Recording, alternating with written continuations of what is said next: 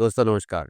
दोस्तों लेखपाल की परीक्षा आने वाली है और इसी परीक्षा को ध्यान में रखते हुए ये मल्टीपल चॉइस क्वेश्चंस का ये थर्ड वीडियो हम लोग स्टार्ट करने जा रहे हैं। तो स्टार्ट करते हैं। भारत के कौन से संवैधानिक संशोधन में सिंधी 8वीं अनुसूची की 15वीं भाषा के रूप में शामिल किया गया? सिंधी को किया गया था 21वें जो संविधान संशोधन हुआ था, जो कि 1967 में हुआ था। उसके तहत जो है इसको सिंधी भाषा को शामिल किया गया था और 8वीं अनुसूची में भाषाएं दे रखी हैं। उसके बाद अगर हम बात करें कि 71वीं जो संविधान संशोधन था, 71वां संविधान संशोधन,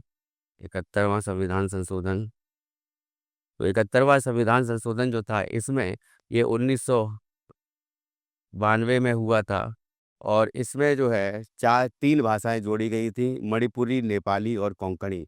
उसके बाद 92nd या 92वां संविधान संशोधन हुआ जो कि 2003 में हुआ और इसमें चार भाषाएं जोड़ी गई, बोडो, मैथिली, संथाली और यहाँ पर बोडो, मैथिली, संथाली और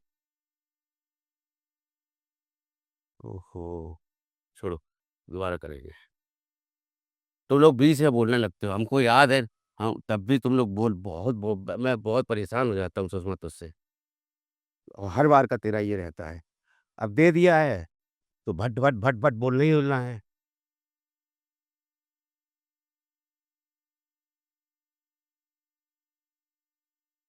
कहाँ पे खड़े थे?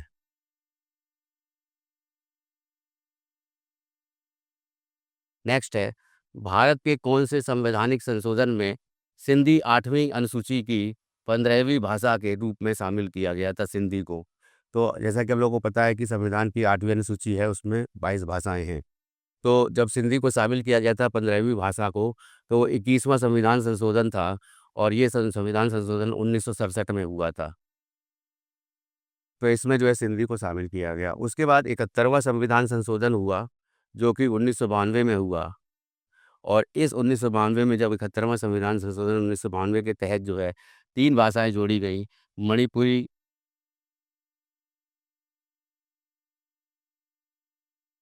और उसके बाद में कोंकणी और कोंकणी के बाद में कोंकणी, मणिपुरी और नेपाली नेपाली।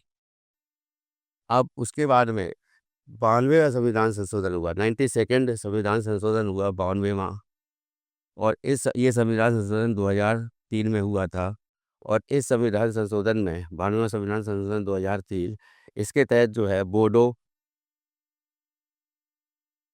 डोगरी, मैथिली और संथाली, ये चार भाषाएं जो है जोड़ी गई थी 8वीं अनुसूची में, मैथिली और संथाली। नेक्स्ट आते हैं। नेक्स्ट है, नेशनल डेयरी डेवलपमेंट बोर्ड की स्थापना कब की गई थी? नेशनल डेयरी डेवलपमेंट बोर्ड की स्थापना 1965 में की गई थी। इसको याद रखिएगा, ये क्वेश्चन बहुत बार पूछा आ चुका है। नेक्स्ट आते हैं, नील नदी का अपवाह द्रोणी कितने देशों से सम्मिलित करती है? तो अपवाह द्रोणी समझ लीजिए। पहले मान लीजिए एक नदी है जो मूल मूल नदी है, मुख्य नदी है, उसकी कई सहायक नदियां होती हैं। तो ये सहायक नदियां मान ली है और सहायक नदियों से की भी सहायक नदियां होती हैं या वो भी किसी नहर में जाके खुलती हैं। तो जहाँ तक इनका पानी जाता है, यानी मूल रूप से जो पानी जो है वो मुख्य नदी का पानी इन सहायक नदियों के थ्रू होते हुए, तो सहायक नदियों का जो पानी है और ये मुख्य नदी का पानी है, तो ये जहाँ तक ये जाता फैलता है वो पूरा जो है नदी की द्रोणी, अपवाह द्रोणी कहलाती है। तो नील नदी जो है वो टोटल कितने देशों में है उसकी अपवाह द्रोणी? तो वो है 11 देशों में। इसको याद रखिएगा, ये भी इम्पोर्टेंट क्वेश्चन है। नील नदी जो है विश्व की सबसे लंबी नदी है जो कि अफ्रीका महाद्वीप में है। बुरुंडी जो जगह है वहाँ से इसका उद्गम स्थान है, भूमध्य सागर में जाकर गिरती है ये। और खार्तूम में, सूडान के खार्तूम में दो नील होती हैं, एक नीली नील होती है और एक सफ़ेद नील होती है। नीली और सफ़ेद, ये दोनों नदियाँ, सफ़ेद नीली, और ये दोनों नदियाँ जो है ये मिल करके नील नदी बनाती है, फिर इजिप्ट से होती हुई ये भूमध्य सागर में जाके गिर जाती है। नेक्स्ट आते हैं, निम्नांकित में से कौन सी भारत की राष्ट्रीय आय अनुमानित करने की विधि नहीं है? National income. तो ये याद रख लीजिए कि नेशनल इनकम होती क्या है। तो नेशनल इनकम जो है वो एनएनपीएफसी होती है, net national product at factor cost. इसको याद रखिएगा। फिलहाल के लिए अभी आप इसको जान लीजिए। और आय विधि, इनकम मेथड, व्यय व्यय विधि, आय विधि, व्यय विधि और अतिरिक्त मूल्य वैल्यू एडिड विधि, ये 3 विधियों से जो है राष्ट्रीय आय निकाली जाती है, जो कि अब पहले सीएसओ के द्वारा निकाली जाती थी, पर अब सीएसओ और एनएसएसओ को एक कर दिया गया और अब बना दिया गया एनएसओ। और एनएसओ के द्वारा ये राष्ट्रीय आय और प्रति व्यक्ति आय और कह सकते हैं या फिर जीडीपी सभी जो है एनएसओ के द्वारा निकाली जाती है। और ये एनएसओ संस्थान जो है ये निकालता है, जारी करता है। आयात निर्यात विधि, ये कोई विधि नहीं है, यही इसका आंसर हो जाएगा। नेक्स्ट आते हैं, उत्तर प्रदेश राज्य विद्युत उत्पादन निगम लिमिटेड का गठन किस अधिनियम के तहत और कब किया गया था? उत्तर प्रदेश राज्य विद्युत उत्पादन निगम लिमिटेड कंपनी अधिनियम 1956 के तहत किया गया था इसको, और जो कि 25 अगस्त 1980 को किया गया था। ये याद रखिएगा। नेक्स्ट आते हैं, निम्नलिखित में से कौन सा जिला अलीगढ़ मंडल का हिस्सा नहीं है? देखिए, अलीगढ़ मंडल का जिला जो है का जो हिस्सा है, बदायूं भी आता है, कासगंज भी आता है, हाथरस भी आता है, हापुड़ नहीं आता है, हापुड़ मेरठ मंडल में है।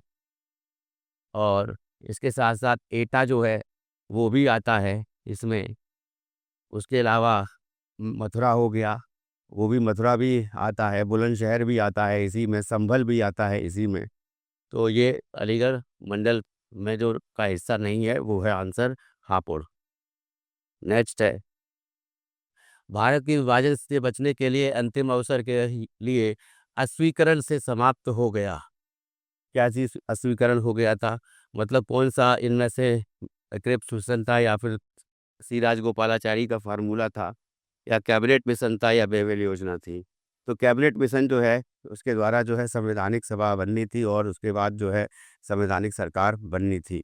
और उसमें जो है मुस्लिम लीग की अहम भूमिका होती है कि मुस्लिम लीग जो है वो देश का बंटवारा चाहती है, वो चाहती है कि हमारे लिए अलग देश हो। तो वो पाकिस्तान की मांग करती है और पाकिस्तान की मांग को जो है कैबिनेट मिशन के द्वारा ठुकरा दिया जाता है। इसीलिए जो है इसके अंतिम अवसर पर भी ये स्वीकार नहीं किया जाता है। तो कैबिनेट मिशन जो है पूरी तरह से स्वीकार नहीं किया जाता है। तो ये आंसर इसका सी हो जाएगा। और ये 1946 में ये आता है इंडिया में। कभी-कभी इसके मेंबर्स भी पूछ ले जाते हैं। तो मेंबर्स कैबिनेट मिशन के जो थे वो थे पैट्रिक लॉरेंस, स्टैफोर्ड क्रिप्स और एवी अलेक्जेंडर। नेक्स्ट आते हैं, भारत में राष्ट्रीय स्तर पर सर्वोच्च संगठन विपणन सहकारी क्षेत्र यानी कोऑपरेटिव मार्केटिंग में कौन सा है? तो FCI, food corporation of India, ये जितने भी जो खाद्यान्न होते हैं उनके रखरखाव के लिए फूड कॉर्पोरेशन ऑफ इंडिया होती है। तो ये तो नहीं है। नाफेड इसका आंसर हो जाएगा, NAFAD, नाफेड। नाफेड है national agricultural national agricultural agricultural cooperative cooperative marketing federation of India limited. Marketing federation federation of India limited. ठीक है, तो ये नाफेड होता है जो जिसके द्वारा जो है मार्केटिंग करी जाती है सहकारी क्षेत्र में। तो नाफेड ही इसका आंसर हो जाएगा। ठीक है, नेक्स्ट आते हैं, भारत में प्रोजेक्ट टाइगर किस वर्ष प्रारंभ किया गया? सारे प्रोजेक्ट्स के बारे में मैं पिछले वीडियोस में बताता रहा हूँ। प्रोजेक्ट टाइगर जो है ये 1973 में 1973 में स्टार्ट किया गया था, जब इंदिरा गांधी की सरकार थी, कांग्रेस की सरकार थी। तो उस समय जो है Corbett national park, Jim Corbett national park जो है वहाँ से ये स्टार्ट किया गया था। तो कॉर्बेट नेशनल पार्क जो हाँ, पार्क ये उत्तराखंड में है, नैनीताल के पास। तो 1973 में जो टाइगर प्रोजेक्ट टाइगर स्टार्ट किया गया था। अच्छा, इसके बाद जो है अभी जो है टोटल कितने प्रोजेक्ट टाइगर को लेकर के और कितने बाघ अभयारण्य हैं, तो यहाँ पे अगर हम बात करें कितने टोटल बाघ अभयारण्य हैं, तो वो हैं 58 हैं। और मानस जो है,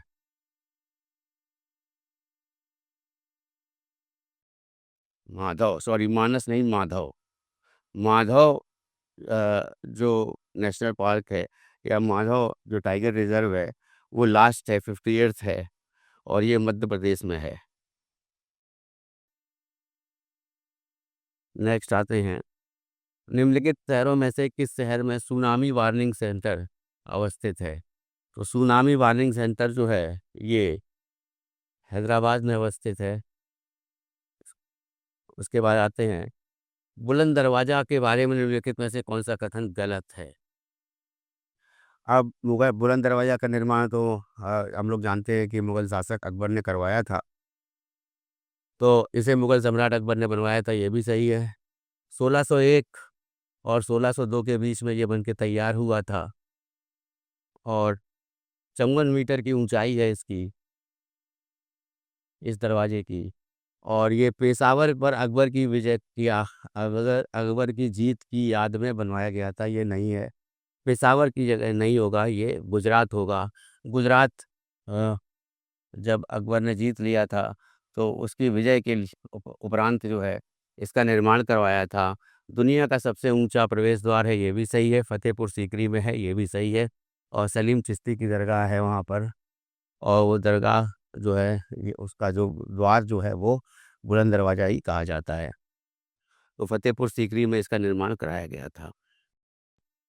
निम्नलिखित में से किस एक का संबंध गदर पार्टी से नहीं है?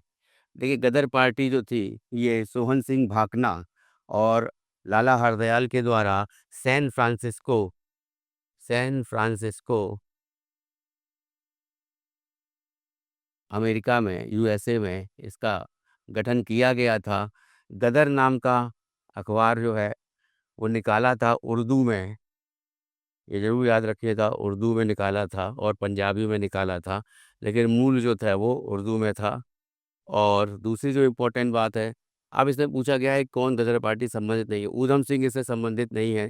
ऊधम सिंह ने जब जनरल डायर ने अ, जो जलियांवाला बाग हत्याकांड हुआ था, उसमें 13 अप्रैल सन 1919 को उसमें जनरल डायर ने जो है सभी लोगों को जो कि इकट्ठे हुए थे रोलेट एक्ट के विरुद्ध में, अ, सभा की थी जिन्होंने, कि रोलेट एक्ट जो आया था काला कानून, कि बिना किसी अ, केवल संदेह के आधार पर ही, बिना किसी सबूत के, केवल संदेह के आधार पर ही अंग्रेज़ों द्वारा किसी भी व्यक्ति को जो है, भारतीय व्यक्ति को, वो जेल में डाल दिया जाता था।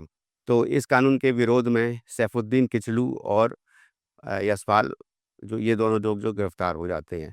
उसके बाद जलियांवाला बाग में जो हो रहा है, एक मीटिंग आयोजित की जाती है लोगों के द्वारा, और वहीं पे जो है जनरल डायर आ जाता है, और वो जो है बिना चेतावनी दिए सभी को गोलियों से मरवा देता है। तो हज़ारों लोगों का उसमें एक तरह से की मृत्यु हो जाती है। और उसके उसी के बाद में जो है ऊधम सिंह जो होते हैं वो जनरल डायर की हत्या जो है वो ब्रिटेन में जाकर के जनरल डायर की हत्या करते हैं ऊधम सिंह। तो ऊधम सिंह का नाम इसलिए फेमस है। उसके बाद हम आते हैं वापस गैर पार्टी में, तो करतार सिंह सराभा, लाला हरदयाल और रास बिहारी बोस, तीनों लोग जो थे ये तीनों गदर पार्टी से संबंधित थे। और रास बिहारी बोस जो थे ये 1911 में जब राजधानी परिवर्तन होती है, तो दिल्ली में जो है जॉर्ज पंचम की यात्रा होती है, और उसमें जो है 1911 में जब राजधानी परिवर्तन की बात आती है, तो 1912 में पूरी तरह से राजधानी कलकत्ता से दिल्ली हो जाती है। और 1911 में लॉर्ड हार्डिंग जो उस समय के वायसराय होते हैं, तो उस समय जो है 1911 में लॉर्ड हार्डिंग पर बम फेंकते हैं रास बिहारी बोस, और वो बम जो है हार्डिंग को नहीं लगता है, और रास बिहारी बोस जो है उसके बाद इनकी गिरफ्तारी के लिए वारंट इशू होता है और ये जो है भाग के जापान चले जाते हैं। फिर बाद में जो जापान में ये है, ये एक तरह से वहाँ पर इंडियन नेशनल आर्मी का गठन करते हैं और उसके बाद में सुभाष चंद्र बोस को इसकी कमान दे देते हैं। तो आज़ाद हिंद फौज की जो स्थापना होती है वो सुभाष चंद्र बोस करते हैं और उसके प्रणेता होते हैं, वो होते हैं दास बिहारी बोस। तो आंसर इसमें हो जाएगा ए वाला, ऊधम सिंह। नेक्स्ट आते हैं, भारत में सिविल सेवा का पिता किसे कहा जाता है? Father of civil services in India, Lord Cornwallis को कहा जाता है। ये याद रखिएगा, लॉर्ड कार्नवालिस ही इंडिविजुअल ऐसा वायसराय रहा है जो कि जिसकी समाधि जो है वो समाधि इंडिया में है। अब इंडिया में कहाँ पर है? वो है गाजीपुर में। दूसरा जो इम्पोर्टेंट है, बहुत बार पूछा जाता है कि वो कौन सा वायसराय था जो कि यहूदी था। यहूदी पूछा जाता है कि वो कौन सा वायसराय था जो यहूदी था। तो वो भी याद रखिएगा, यहूदी जो थे वो अ, लॉर्ड रीडिंग थे, लॉर्ड रीडिंग।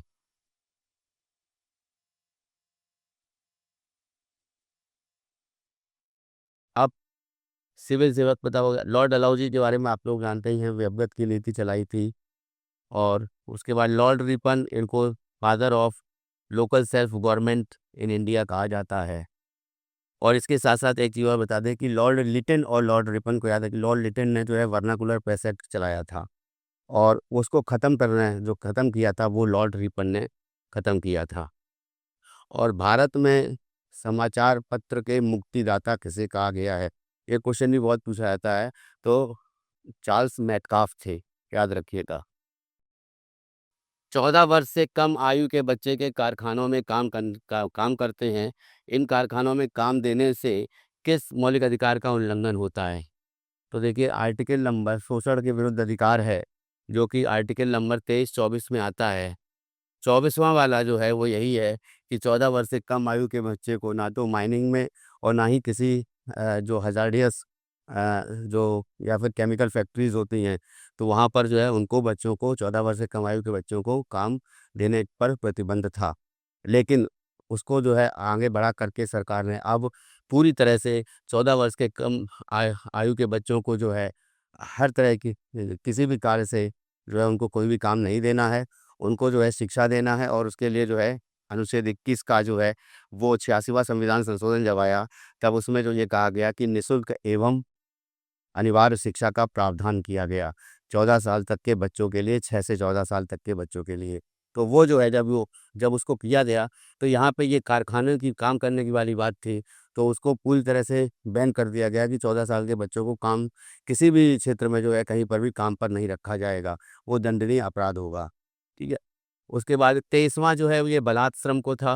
बलात् श्रम, बलात् श्रम कहने का मतलब है कि अ जैसे मान लीजिए फोर्स्ड लेबर होता है या बेकार होता है, किसी को जो है बंधुआ मजदूरी करवा ली या दास दास बना लिया, तो वो बलात् श्रम के अंतर्गत आता है। किसी से कोई काम करवा लिया, उसको जो है उसका मेहनताना नहीं देना, तो ये बलात् श्रम कहा जाता है। तो आंसर हो जाएगा बी, शोषण के विरुद्ध अधिकार। नेक्स्ट आते हैं, भारत का नियंत्रक एवं महालेखा परीक्षकों को के नाम से भी जाना जाता है।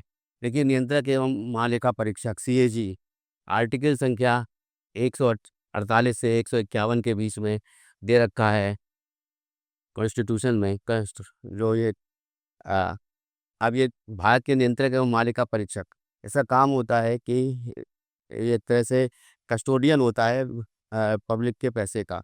तो इसमें क्या है कि केंद्र सरकार जो भी व्यय करती है, तो वो व्यय जो है उसका लेखा जोखा जो है वो उसको उसका जांच करता है, उसका परीक्षण करता है, वो सीएजी करता है। तो इसलिए जो है यहाँ पे पब्लिक पर्स का संरक्षक, यहाँ पे ये आंसर इसका हो जाएगा। नेक्स्ट आते हैं, नेक्स्ट है, भारत की पहली महिला कैबिनेट मंत्री कौन थी? जब 1946 में जब उस संविधान सभा बनती है, तो उसके बाद एक इंटरिम गवर्नमेंट बनती है। तो इंटरिम गवर्नमेंट में जब जो है उसके उसमें जो है और राजकुमारी अमृत कौर, इनको जो है कैबिनेट मंत्री, स्वास्थ्य मंत्री बनाया जाता है, स्वास्थ्य मंत्री। और कांग्रेस की ये बहुत ही प्रखर नेता रहती हैं और इन्होंने जो है जो भारत छोड़ो आंदोलन होता है उसमें भी भाग लेती हैं। शुरुआत में कांग्रेस में ही रहती हैं, फिर उसके बाद ये सीपीआई से जुड़ जाती है, कम्युनिस्ट पार्टी से जुड़ जाती हैं। फिर लंबे दौरान तक ये कम्युनिस्ट पार्टी से जुड़ी रहती है, फिर उसके बाद में फिर से जो है ये कांग्रेस से जुड़ जाती हैं। तो इनको जो है राजकुमारी अमृत कौर ये जो है स्वास्थ्य मंत्री बनाई जाती हैं। तो अच्छा, सरोजिनी नायडू के बारे में आपको पता ही है कि सरोजिनी नायडू जो हैं, इनको 1925 में जब कांग्रेस का सम्मेलन हुआ था ये कानपुर में, तो उस समय जो है भारत की प्रथम महिला, प्रथम भारतीय महिला की बात आ रही है, तो भारतीय महिला अध्यक्ष बनी थी। एनी बेसेंट 1917 में कलकत्ता में अधिवेशन हुआ था, उसमें पहली महिला अध्यक्षा बनी थी कांग्रेस के अधिवेशन की। तो उसके साथ साथ जो है सरोजिनी नायडू उत्तर प्रदेश की पहली राज्यपाल भी रह चुकी हैं। अरुणा आसफ अली, इनका नाम जो है भारत छोड़ो आंदोलन में लिया जाता है, उससे पहले जो है असहयोग आंदोलन में, सविनय अवज्ञा आंदोलन में, उन सब में गांधी जी के साथ रही थी। नेक्स्ट आते हैं, गोवा के दक्षिण में पश्चिमी तट की पट्टी जिस नाम से जानी जाती है वह क्या है? अब जैसे मान लीजिए ये हमने मैप बना दिया, ये अब यहाँ पे मान लीजिए गोवा है, ये गोवा है। अब गोवा की दक्षिणी पट्टी यानी ये वाला हिस्सा, तो ये जो है पश्चिमी अ, तट है और इसको मालाबार बोला जाता है, मालाबार बोला जाता है। उसके ऊपर वाला गोवा गोवा और ये महाराष्ट्र वाला ऊपर लग जाएगा, ये नीचे कर्नाटक है और केरल है, ये लग जाएगा कोंकण। कोंकण, कोंकण और गोवा बोलते हैं ना, तो कोंकण। उसके बाद ये वाला जो है ये कोरोमंडल लग जाएगा, कोरोमंडल। और कोरोमंडल के नीचे ही यहाँ पे जब श्रीलंका है वहाँ पे ऊपर मन्नार की पाक स्ट्रीट है और मन्नार की खाड़ी है। ठीक है, तो इसमें आंसर हो जाएगा मालाबार। सह्याद्री पश्चिमी घाट को ही का ही दूसरा नाम है। नेक्स्ट आते हैं झूम कृषि पद्धति निम्नलिखित कहाँ होती है? तो झूम कृषि जो है, झूम झूम के जो है पहाड़ों पर कृषि करी जाती है, ताकि उसकी जो उर्वरता जो है मिट्टी की वो बनी रहे। तो ये जो कृषि है ये एक तरह से कह सकते हैं नॉर्थ ईस्ट स्टेट्स होते हैं, असम है, मणिपुर है, मिजोरम है, इन सब में करी जाती है। तो इसमें जम्मू कश्मीर नहीं है, उत्तराखंड नहीं है, हिमाचल प्रदेश नहीं है, मणिपुर जो है यहाँ पर जो है ये झूम कृषि नाम दिया गया है, झूम इसको। ठीक है, नेक्स्ट आते हैं, महानगरीय शहर की जनसंख्या आमतौर पर, तो महानगरीय शहर किसे कहा जाता है? 10 लाखी नगर जो है वो महानगरीय शहर बोला जाता है। जिस क्षेत्र की संख्या 10 लाख से ऊपर होती है उसको महानगर बोला जाता है। वहाँ पर नगर निगम आता है, नगर निगम कहा जाता है। उससे नीचे जो होता है नगर पालिकाएं होती हैं, नगर महापालिका होती है, फिर उसके बाद नगर पंचायत होती है। फिर नेक्स्ट आते हैं, किस शहर को सिटी ऑफ सेवन हिल्स कहा जाता है? सिटी ऑफ सेवन हिल्स जो है ये रोम को कहा जाता है, इसको याद रखिएगा, रोम को सिटी ऑफ सेवन हिल्स कहा जाता है। नेक्स्ट आते हैं, अंतर्राष्ट्रीय धन हस्तांतरण के लिए निम्नलिखित में से क्या प्रयुक्त होता है? जैसे मान लीजिए यहाँ पे आरटीजीएस लिखा हुआ है, तो आरटीजीएस जो है रियल टाइम ग्रॉस सेटलमेंट हो गया, नेफ्ट हो गया, नेशनल इलेक्ट्रॉनिक फंड ट्रांसफ़र हो गया। तो ये तो है इंडिया में हो गए, कि मान लीजिए नेफ्ट और आरटीजीएस के द्वारा जो है पैसा हम लोग भेज सकते हैं। सो 2 लाख तक के लिए नेफ्ट होता है, उससे ऊपर का अगर ज़्यादा पैसा हमको किसी दूसरी जगह ट्रांसफ़र करना है तो आरटीजीएस से होता है। उसी तरह से SWIFT, आई स्विफ्ट, स्विफ्ट जो है ये स्विफ्ट से जो है ये साफ नहीं, माफ़ कीजिएगा, स्विफ्ट, स्विफ्ट से जो है ये पैसा जो है हस्तांतरण होता है। तो इसमें स्विफ्ट का जैसे है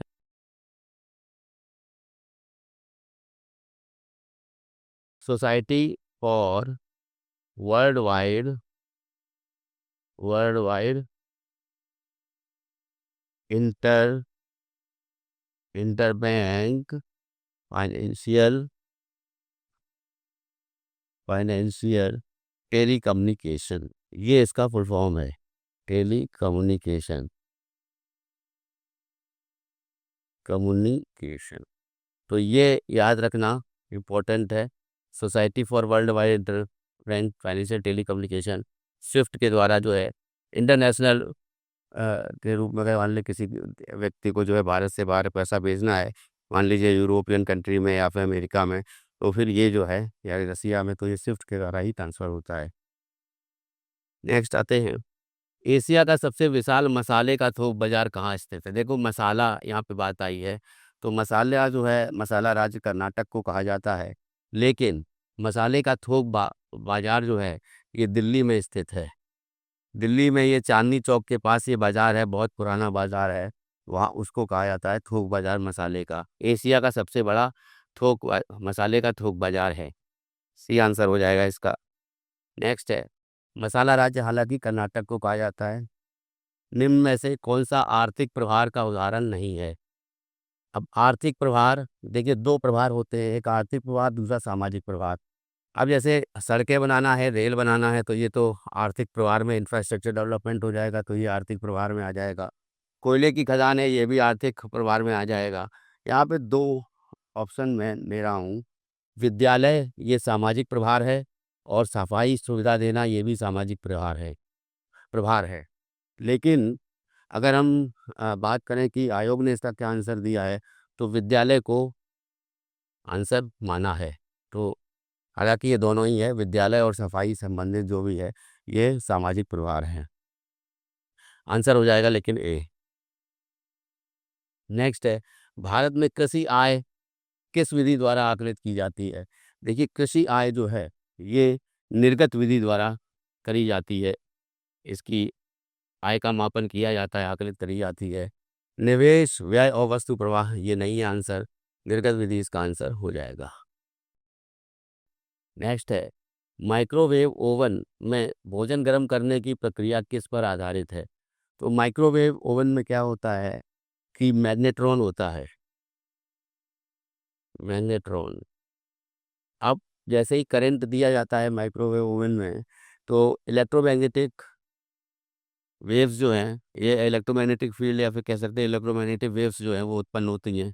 अब ये जो वेव्स हैं, ये एक तरह से इलेक्ट्रिक फील्ड डेवलप करती हैं, और उससे क्या होता है, वहाँ पर जो मैग्नेट्रॉन होता है, मैग्नेट्रॉन में जो पार्टिकल्स होते हैं, वो पार्टिकल्स जो हैं, वो एक तरह से बहुत तेज़ी के साथ कंपन करने लगते हैं। तेज़ी के साथ वो कंपन करने लगते हैं, या कह सकते हैं वाइब्रेट करने लगते हैं। तो वाइब्रेट करते-करते क्या होता है, जैसे मान लीजिए कोई भोज्य पदार्थ है, वो माइक्रोवेव में गर्म करने के लिए रखा, तो उसमें जो पानी का पोर्शन होता है, तो चूँकि वो पोलर होता है, तो इसलिए जो है वो पानी के पोर्शन को वो क्या करते हैं, वहाँ पर जाकर के ये पार्टिकल्स जो हैं उसको सोखते हैं, और इस तरीके से जो है धीरे-धीरे वो जो खाद्य पदार्थ है या जो खाने वाली चीज़ है वो गर्म हो जाती है। तो एक तरह से ऊष्मा का अवशोषण होता है और एब्ज़ॉर्प्शन होता है, और एब्ज़ॉर्प्शन कौन करता है? वो जो खाद्य पदार्थ में पानी होता है, वो अ, जो भी अ मॉलिक्यूल्स होते हैं या एटम्स होते हैं, वो कह सकते हैं कि वो जो अणु होते हैं, उनका कंपन होने लगता है, ठीक है? तो इस प्रक्रिया से जो है ये माइक्रोवेव ओवन काम करता है। तो आंसर उसमें हो जाएगा संवहन, विकिरण, संचालन, ये तीनों नहीं होगा। डी वाला ऑप्शन जो है ऊष्मा अवशोषण द्वारा अणुओं का कंपन, बी वाला ऑप्शन जो है वो सही हो जाएगा। नेक्स्ट आते हैं, पृथ्वी मिसाइल किस प्रकार की है? देखिए पृथ्वी मिसाइल जो है, हम लोग जानते हैं सतह से सतह तक मार करने वाली मिसाइल है। पृथ्वी 1, पृथ्वी 2, पृथ्वी 3, ये तीनों मिसाइलें जो हैं, इनको जो शॉर्ट रेंज बोलते हैं, short range ballistic missile, SRBM, short range ballistic missile बोलते हैं, क्योंकि इनकी मारक क्षमता जो है 1000 किलोमीटर से कम होती है। तो 1000 किलोमीटर से कम वाली मारक क्षमता की कोई भी मिसाइल होगी, वो भी बैलिस्टिक मिसाइल, उसको हम कहेंगे कि ये शॉर्ट रेंज बैलिस्टिक मिसाइल है। P1 यानी कि पृथ्वी 1, इसकी मारक क्षमता जो है 100 किलोमीटर तक होती है, और P2 की जो मारक क्षमता है वो 350 किलोमीटर तक होती है, और P3 की जो मारक क्षमता है पृथ्वी 3 की, वो 750 किलोमीटर तक है। उसी प्रकार से इंटरकॉन्टिनेंटल जो आईसीबीएम है, इंटरकॉन्टिनेंटल बैलिस्टिक मिसाइल हैं, तो आईसीबीएम में जो है आती है जो 1000 से ऊपर की मार करती है, 1000 किलोमीटर से ज़्यादा, तो उसमें आ जाती है अग्नि। अग्नि की सीरीज़ आ जाती है। अग्नि 1 जो है 1000 किलोमीटर तक होती है। उसके बाद अग्नि 2 जो है 2000 से 2500 किलोमीटर तक होती है, 2500 किलोमीटर तक। फिर अग्नि 3 जो है, अग्नि 3 है, वो 3500 किलोमीटर तक इसकी मारक क्षमता है। अग्नि 4 की 3.5 से 4000 किलोमीटर तक मारक क्षमता है। और अग्नि 5 की 5000 किलोमीटर तक मारक क्षमता है, किलोमीटर तक। तो एक कॉन्टिनेंट से दूसरे कॉन्टिनेंट में ये मिसाइल जा सकते हैं, तो इसीलिए इसको इंटर कॉन्टिनेंटल बैलिस्टिक मिसाइल कहा जाता है। ठीक है, तो ये आंसर हो जाएगा इसमें, सतह से सतह पे मार करने वाली। फिर आते हैं नेक्स्ट, नैनो रोबोट का संभावित उपयोग किस क्षेत्र में है? अब नैनो रोबोट है तो वो चिकित्सा के क्षेत्र में भी हो जाएगा यूज़, अंतरिक्ष के क्षेत्र में भी और रक्षा के क्षेत्र में भी, तीनों उपरोक्त सभी इसका आंसर हो जाएगा। नैनो रोबोट का मतलब ये नैनो टेक्नोलॉजी से समझना। और नेक्स्ट यहाँ पे अगर हम बात करें तो पहले डेसी होता है, फिर सेंटी होता है, मिली होता है, फिर माइक्रो होता है, फिर नैनो होता है, फिर पीको होता है, फिर फेमटो और फिर अट्टो। ठीक है, तो डेसी में 10⁻⁻1, 1/10, फिर 1/100 या 10⁻²। इस तरह मिली में 10⁻³ 1/1000, और माइक्रो में 1/10 लाख हो जाएगा, 10⁻⁻6। ठीक है, तो यहाँ पे हो जाएगा 10⁻⁻6, ये 10⁻³ हो गया। तो माइक्रो का नैनो होगा वो 10⁻⁹ हो जाएगा। तो ये नैनो रोबोट का मतलब है कि 10⁻⁹ की गणना उसमें करी जा रही है। फिर पीको होता है 10⁻12। ठीक है, तो इसमें जो है आंसर हो जाएगा ये, इसमें तीनों यूज़ होता है। ठीक है, नेक्स्ट आते हैं, एक पारितंत्र में ऊर्जा प्रवाह का सही क्रम क्या है? तो पारितंत्र यानी एक इकोसिस्टम में ऊर्जा प्रवाह कैसे होती है, तो इस क्वेश्चन को भी मैंने पिछली बार बता चुका हूँ एक तरह से। तो जैसे मान लीजिए सन से सनलाइट आती है, सनलाइट जो है वो पौधों पर पड़ती है, क्लोरोफिल जो के प्रेजेंस में पौधे जो हैं, अब खासकर पौधे की पत्तियां जो हैं मेनली, जो क्लोरोफिल के प्रेजेंस में और सनलाइट और वाटर में मिल करके वो जो है अपना भोजन स्वयं बनाती हैं। तो ये हो गया पहला। दूसरा जो होता है यानी उत्पादक होती हैं, तो उत्पादक, तो उनको कौन खाता है? उनको जो है कंज्यूमर खाता है। तो यहाँ पे प्रोड्यूसर हो गया, प्रोड्यूसर का कंज्यूमर हो गया, पहला कंज्यूमर। फिर वो शाकाहारी हो सकता है, मांसाहारी भी, लेकिन चूंकि घास को खाएगा या फिर पत्तियों को खाएगा तो वो शाकाहारी होगा। फिर उसके बाद में शाकाहारी के बाद में मांसाहारी होगा, जिसको कि हम लोग बोलते हैं कि सेकेंडरी कंज्यूमर।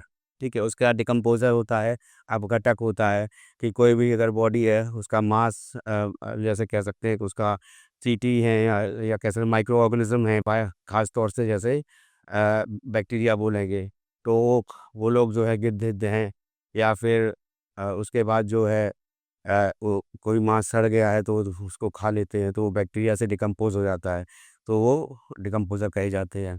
तो सूर्य का प्रकाश सबसे पहला होगा, फिर उत्पादक होगा, यहाँ पर शाकाहारी है, गलत हो जाएगा, शाकाहारी उत्पादक होगा ये दोनों। फिर शाकाहारी होगा, मांसाहारी आ गया, ये गलत है, शाकाहारी फिर मांसाहारी। डी वाला ऑप्शन जो है इसका सही हो जाएगा। और इसी प्रकार से फूड चेन बनती है। नेक्स्ट आते हैं, नेक्स्ट है, आदर्श पर्यावरणीय परिस्थितियों में जीवित प्रजातियों की आबादी में वृद्धि की क्षमता कहलाती है। आदर्श पर्यावरण परिस्थिति मतलब हाँ, सब कुछ अगर नॉर्मल रहे तो जीवित प्रजाति की आबादी जब बढ़ती है तो वो जो क्षमता है वो कहती है जैविक क्षमता। बी आंसर इसका हो जाएगा। फिर है, भारत में राष्ट्रीय उद्यान और अभयारण्य किसके अंतर्गत स्थापित किए जाते हैं? तो राष्ट्रीय उद्यान और अभयारण्य में जो जानवर होते हैं और जो पक्षी होते हैं, तो वो एक तरह से वाइल्ड लाइफ प्रोटेक्शन एक्ट जो होता है 1972 का, तो उसके तहत जो है उनको जो है वो स्थापित किए जाते हैं। तो आंसर इसमें हो जाएगा वन्य जीव सुरक्षा एक्ट अधिनियम 1972। वन संरक्षण अधिनियम एक्ट ये 1980 में आया, ये याद रखिएगा। पर्यावरण संरक्षण अधिनियम ये 1986 में आया, और जैव विविधता अधिनियम एक्ट ये 2002 में आया। ये भी पूछा जाता है, इनके सन भी पूछ लिए जाते हैं कि किस वर्ष ये आए। ठीक है, तो इसको भी याद रखिएगा, आंसर इसका ए हो जाएगा। नेक्स्ट है, एनईसी किसकी कार्यकारी समिति है? तो नेशनल एग्जीक्यूटिव काउंसिल जो है ये एनडीएमए की है, नेशनल डिजास्टर मैनेजमेंट अथॉरिटी की ही कार्यकारी समिति है। नेक्स्ट आते हैं 2004 की सुनामी द्वारा भारत में निम्न तटों में से कौन सा सर्वाधिक दुष्प्रभावित हुआ था? 2004 में आप लोग को पता होगा सुनामी आई थी तमिलनाडु में। तो कोरोमंडल तट जो बोला जाता है, जैसा कि मैंने अभी से बताया था कि यहाँ पर अगर इस तरह से बनाएंगे भारत का मैप, तो यहाँ पे ये कोरोमंडल तट है। तो कोरोमंडल तट ये आंध्र प्रदेश का कुछ भाग और फिर तमिलनाडु, तो यहाँ पर सुनामी आई थी, तो ये सर्वाधिक दुष्प्रभावित था। तो कोरोमंडल तट इसका आंसर हो जाएगा। काठियावाड़ तट जो है वो गुजरात से लगा हुआ तट होता है। कोंकण तट मैंने भी बताया, गोवा के ऊपर वाला तट जो है, ऊपर महाराष्ट्र वाला रीजन जो है, ये मान लीजिए गोवा है, गोवा, तो इसको मैंने भी बता दिया है। ये वाला कोंकण हो गया, ये मालाबार हो गया, ये कोरोमंडल हो गया।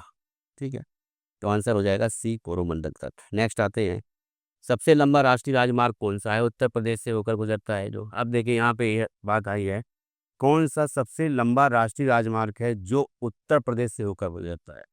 अगर हम देखें तो NH-34, ये आंसर में आएगा कि NH-34 जो है ये सबसे लंबा राजमार्ग है जो कि मध्य प्रदेश जाता है, और ये जो है उत्तराखंड से होता हुआ जो है उत्तर प्रदेश से जो है मध्य प्रदेश में जाता है। और उसके बाद जो है NH-27, इसको जो है ये पोरबंदर से सिलचर, जिसको हम कहते हैं ईस्ट वेस्ट कॉरिडोर, वो है। NH-19, इसको भी लोग ले लेते हैं NH-2, जो था नेशनल हाईवे नंबर 2, उसका ही नाम जो कलकत्ता से नई दिल्ली जो है, तो ये जो है या फिर कहते हैं कि अमृतसर, तो वो जो है ये NH-19 ले लेते हैं। तो NH-19 वो है, तो आंसर इसमें लेकिन हो जाएगा NH-34, तो 700 प्लस किलोमीटर का है टोटल, तो आंसर इसका हो जाएगा ए वाला। नेक्स्ट आते हैं, उत्तर प्रदेश के कानपुर जिले में कौन सा बैराज स्थित है? गंगा बैराज है, उसी को लवकुश बैराज भी बोलते हैं, तो आंसर हो जाएगा ए वाला। फिर नेक्स्ट आते हैं, 1856 में लॉर्ड डलहौजी के अधीन अवध पर कब्जा करने के फलस्वरूप इंडियन नेशनल कांग्रेस का गठन हुआ? नहीं। ईस्ट इंडिया कंपनी का विघटन हुआ? नहीं। वर्साई की संधि का हस्ताक्षर हुए? नहीं। ब्रिटिश शासन के विरुद्ध 1857 की क्रांति हुई? ये सही है। देखिए 1857 की जो क्रांति हुई थी उसके राजनीतिक, सामाजिक, आर्थिक तात्कालिक परिणाम तो था ही। जो कार्टेज बंदूक की वाली बात है, इसमें गाय और सूअर की चर्बी लगी होती थी और उस कार्टेज को जो है मुंह से खोला जाता था, तभी वो जो है इनफील्ड राइफल में डाली जाती थी। तो ये तो एक तात्कालिक कारण था। मूल कारण जैसे रैयतवाड़ी प्रथा आई, या जमींदारी स्थायी बंदोबस्त आई लॉर्ड कॉर्नवालिस की, या रैयतवाड़ी प्रथा आई थॉमस मुनरो और कैप्टन रीड की, या फिर जो मालवाड़ी प्रथा आई लॉर्ड आल्ट मैकेंजी की। तो ये जो किसानों के लिए जो प्रथाएं थी, ये भू राजस्व इकट्ठे करने वाली प्रथाएं इकट्ठे करती थी, ये इनके माध्यम से किया जाता था। तो ये एक तरह से शोषण करती थी किसानों का।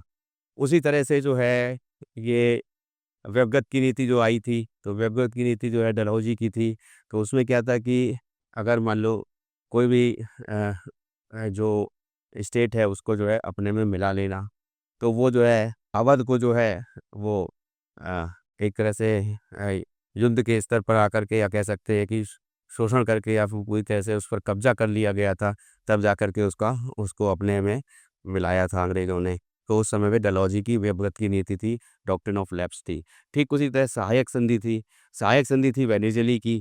तो सहायक संधि में क्या होता था कि अपनी तरफ से ही बोल दिया जाता था कि ये राजा राजा को बोल दिया जाता था कि तुम्हारे क्षेत्र की सीमा की जो रक्षा है वो हमारे सैनिक करेंगे, यानी अंग्रेज करेंगे, और जो उनका रहना खाना और जो भी भरण पोषण है वो उसकी खर्चा जो है वो आप लोग करेंगे। तो वो जो था वो भी उसमें शामिल हो गई थी। उसी तरह से जो है और भी जैसे नीतियाँ थी, जो अंग्रेज़ों की नीतियाँ थी, तो वो इस तरह से बनी कि जैसे मान लीजिए एक जैसे बात आती है कि जो क्षेत्रीय विद्रोह हो रहे थे, और साथ-साथ में जो चंपारण सत्याग्रह हुआ, या फिर चंपारण में नील की खेती या तिनकटिया पद्धति का होना, या फिर इन सभी चीज़ों के होने से क्या हुआ कि यहाँ पर चंपारण का तो खैर बाद में हुआ था, लेकिन जितने भी जो भी आदिवासी आंदोलन भी जो हुए थे, तो उस टाइम पे जो है 1856 में, उस समय ये जो डॉक्ट्रिन ऑफ लैप्स थी, ये भी एक कारण रही थी जिसके कारण 1857 का विद्रोह हुआ था। तो इसीलिए इसको जो है डी ऑप्शन जो है इसको सही माना गया है। नेक्स्ट आते हैं, उत्तर प्रदेश भारतीय संघ में कितने राज्यों के साथ अपनी सीमा साझा करता है? तो ये 9 राज्य हैं। 9 राज्य क्या कहें, 8 राज्य हैं और 1 केंद्र शासित प्रदेश है, या कह सकते हैं दिल्ली, एनसीआर रीजन जिसको बोलते हैं, राष्ट्रीय राजधानी क्षेत्र दिल्ली, ठीक है। तो राष्ट्रीय राजधानी क्षेत्र ये कब बना? ये भी क्वेश्चन बहुत पूछा जाता है कि राष्ट्रीय राजधानी क्षेत्र जो है वो दिल्ली कब बना। इसको नाम दिया गया दिल्ली को, राष्ट्रीय राजधानी क्षेत्र को, उस क्षेत्र को जो है। तो ये जो है ये उस कौन सा कॉन्स्टिट्यूशनल अमेंडमेंट था? तो याद रखिएगा 69th कॉन्स्टिट्यूशनल अमेंडमेंट था, जिसके द्वारा जो है इसको राष्ट्रीय राजधानी क्षेत्र बनाया गया था। अब 8 राज्य कौन कौन से हैं? तो सबसे पहले हिमाचल प्रदेश हो गया, हिमाचल प्रदेश लगा हुआ है उत्तर प्रदेश से। फिर उसके बाद में उत्तराखंड लगा हुआ है, उत्तराखंड के बाद में हरियाणा लगा हुआ है, हरियाणा के बाद में मान लीजिए उसके बाद में बन जा हरियाणा, उत्तर प्रदेश, और उत्तराखंड हो गया, मध्य प्रदेश हो गया, छत्तीसगढ़ हो गया, छत्तीसगढ़ के बाद बिहार हो गया, बिहार के बाद झारखंड हो गया। तो कितने हो गए? 1 2 3 4 5 6 7, और एक दिल्ली हो गया, और एक जो है इसमें उत्तराखंड हो गया, हिमाचल प्रदेश, हरियाणा, मध्य प्रदेश, छत्तीसगढ़, झारखंड, बिहार, एक छूट रहा है। तो इसमें हाँ, हरियाणा, पंजाब, दिल्ली, दिल्ली के पास में कोई और, मध्य प्रदेश के बाद छत्तीसगढ़ हो गया, राजस्थान, राजस्थान का भरतपुर है ना, तो भरतपुर आगरा से लगा हुआ है, ठीक है। या फिर अगर हम लोग जब दिल्ली से लेके साउथ की तरफ जब जाते हैं, तो साउथ की तरफ में जाते हैं तो बीच में धौलपुर एक स्टेशन आ जाता है राजस्थान का, ठीक है। तो टोटल 9 हो गए। नेक्स्ट आते हैं, उत्तर प्रदेश में घड़ियाल के संरक्षण प्रयासों के लिए निम्न में से कौन सा अभ्यारण्य प्रसिद्ध है? तो घड़ियाल के लिए घड़ियाल परियोजना 1975 में आई थी, ठीक है। मगरमच्छ परियोजना भी 1975 में आई थी। और तो इसके लिए जो है राष्ट्रीय चंबल अभ्यारण्य, ये ये जो है घड़ियाल के संरक्षण के लिए है, जाना जाता है। इसके साथ साथ हस्तिनापुर वन्य जीव अभ्यारण्य भी याद रखिएगा, डॉल्फिन, गंगा डॉल्फिन के लिए ये जाना जाता है। और साथ में बारहसिंगा, चूंकि डॉल्फिन की बात आई तो डॉल्फिन पूछा जा सकता है एग्जाम में, इसलिए मैंने बता दिया। आंसर इसका राष्ट्रीय चंबल अभ्यारण्य, ये सबसे ज़्यादा जो है मगरमच्छ और घड़ियालों के लिए जाना जाता है। नेक्स्ट आते हैं, उत्तर प्रदेश नगर निगम अधिनियम 1959 की कौन सी धाराएं नगर निगम के लिए मतदाता सूची तैयार करने पर संबंधित हैं? तो ये याद रखिएगा, धारा संख्या 35 से 40 हैं। ये मतदाता सूची तैयार करने के इससे संबंधित इसमें और सभी मतदाता सूची किस प्रकार तैयार होनी है, तो वो पूरा जो है ब्यौरा इसमें दे रखा है, ठीक है। फिर उसके बाद आते हैं, निम्नलिखित में से कौन सा सही सुमेलित नहीं है? यहाँ पर देखिए एक तरफ शहर दे रखे हैं और उसके साथ में वो किस नदी के किनारे बसे हुए हैं। तो इंटरनेशनल में ये हम्बर्ग जो है, ये जर्मनी में है, एल्ब नदी के किनारे बसा है, सही है। बेलग्रेड डैन्यूब नदी के किनारे बसा हुआ है, ये भी सही है। वाशिंगटन हडसन नदी, ये गलत है। हडसन नदी के किनारे न्यूयॉर्क बसा हुआ है, और वाशिंगटन जो है वो पोटोमैक नदी के किनारे बसा हुआ है, पोटोमैक नदी के किनारे वाशिंगटन बसा हुआ है। लाहौर जो है वो रावी नदी के किनारे बसा हुआ है, ये भी सही है। तो ये तीनों सही है, आंसर इसका हो जाएगा ये वाला, ठीक है, सी वाला। नेक्स्ट आते हैं, उत्तर प्रदेश में निम्नलिखित किस शहर में प्रसिद्ध कोकिलावन मंदिर स्थित है? इसको जरूर याद कर लीजिएगा, कौन से जगह पर कौन सा मंदिर है यूपी में। तो कोकिलावन मंदिर ये मथुरा में है, ये आंसर इसका हो जाएगा। नेक्स्ट आते हैं, निम्नलिखित कथनों का उनके संगत शासकों का मिलान कीजिए। तो एक तरफ घटनाएं दे रखी हैं, दूसरी तरफ जो है शासकों के नाम दे रखे हैं। तो यह चौथी बौद्ध संगति जो है वो कनिष्क के शासनकाल में हुई थी, ठीक है। और महायान और हीनयान जो है उसमें, ये दोनों में ये विभाजित हो गई थी। जो जो बौद्ध धर्म था वो महायान और हीनयान में विभाजित हो गया था, ठीक है। उसके साथ साथ जो है उसमें गांधार कला और मथुरा कला का भी की भी बात आती है, ठीक। फिर उसके बाद में ये गुप्त वंश का संस्थापक श्रीगुप्त था। भारत का नेपोलियन ये समुद्रगुप्त को कहा जाता है। फिर फाहियान किसके शासनकाल में भारत आया था, या फाहियान ने भारत का दौरा किया था चंद्रगुप्त द्वितीय के शासनकाल में? तो आंसर हो जाएगा 2341। 2341 सी वाला आंसर जो है ये सही हो जाएगा।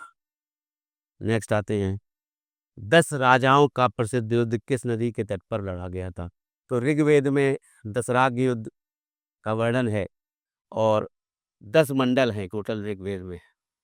10 मंडल हैं। 10 मंडल में 1, 8, 9, 10 ये नए हैं, ये बाद के हैं। और जो पूर्व में रहे हैं मौलिक मंडल हैं, वो 2 से लेकर 7 तक है। तो इसमें जो है 10 राग का वर्णन जो है वो 10वें मंडल में आता है, 10 राग के युद्ध का वर्णन। और वो जो है पुरुषनी नदी या रावी नदी के किनारे लड़ा गया था। तो पुरुषनी जो है वो रावी उस समय बोली जाती थी। ठीक है, नेक्स्ट आते हैं, 74वां संविधान संशोधन के अनुसार पंचायती राज संस्थाओं में कुल सीटों का कितना प्रतिशत या कितना हिस्सा महिलाओं के लिए आरक्षित है? देखिए, वर्तमान में 20 से ज़्यादा स्टेट ऐसे हैं जिनमें महिलाओं के लिए 50% का आरक्षण पंचायती राज में दे दिया गया है, हर राज्य सरकार ने दे दिया है। लेकिन चूंकि अगर संवैधानिक रूप से बात करें, 74वें संविधान संशोधन की बात करें, तो 1/3 सीटें जो हैं वो महिलाओं के लिए आरक्षित रखी गई थी। तो आंसर हो जाएगा ए, 1/3। नेक्स्ट है, उत्तर प्रदेश में पत्थर शिल्प के लिए इस्तेमाल की जाने वाली एक लोकप्रिय सामग्री निम्नलिखित में से कौन सी है? कडप्पा पत्थर, सोपस्टोन, संगमरमर तीनों हैं। आंसर हो जाएगा डी। नेक्स्ट आते हैं, मानव शव के साथ कुत्ते को दफनाने का साक्ष्य निम्नलिखित में से किस स्थान से प्राप्त होता है? तो मानव के साथ कुत्ते दफनाए जाते थे बुर्ज होम में। ये साक्ष्य बुर्ज होम में मिलता है। फिर उसके बाद में कोल्डी हवा का नाम आया, तो इसको भी याद रखिए कि धान की भूसी के प्रमाण या फिर चावल के प्रमाण कोल्डी हवा से मिले हैं, मेहरगढ़ से भी मिले हैं। तो कोल्डी हवा यहाँ पे चावल के प्रमाण मिले हैं या धान के प्रमाण मिले हैं। आंसर इसका ए हो जाएगा। नेक्स्ट आते हैं, वोल्गा नदी किस सागर में गिरती है? तो कैस्पियन सागर में जाके गिरती है वोल्गा नदी, सभी जानते हैं। तो बी आंसर हो जाएगा। नेक्स्ट है, भारतीय संविधान में अनुच्छेद 359 के अंतर्गत आपातकाल लागू होने पर निम्नलिखित में से किस अनुच्छेदों से संबंधित मौलिक अधिकारों को निलंबित नहीं किया जा सकता है? इससे पहले भी मैं क्लास में बता चुका हूँ, अनुच्छेद संख्या 20 और 21 को, ये दोनों को निलंबित नहीं किया जा सकता है।